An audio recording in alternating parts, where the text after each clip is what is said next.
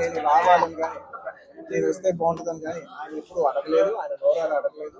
నేనే ఆయన చెప్పాను, రవి నాకు ఇలా రావాలని ఆయన అన్నా కూడా, ఆయన యూత్ బ్రదర్ మీకు ఇబ్బంది అవుతుంది అని ఆయనగా అన్నా కూడా ప్యూర్లీ నా కాలే. ఆయన ఆయన వద్దన్నా కూడా అసలు ఎట్లా ఏం లేదు బ్రదర్, నాకు రావాలన్నా నాకు మనస్ఫూర్తిగా రావాలి. నా ఫ్రెండ్స్ అంటూ ఎవరైనా ఉంటే వాళ్ళు ఏ ఫీల్డ్లో ఉన్నా ఏ పార్టీలో ఉన్నా నాకు పార్టీకి సంబంధం లేకుండా నా మనసుకు నచ్చిన వాళ్ళు ఎవరైనా ఉంటే ఎవరు ఏ ఫీల్డ్ అయినా ఉంటే నేను వచ్చి వాళ్ళని సపోర్ట్ చేయాలి. నాకు నాకు మనసుకు నచ్చితే చేస్తాం బ్రదర్.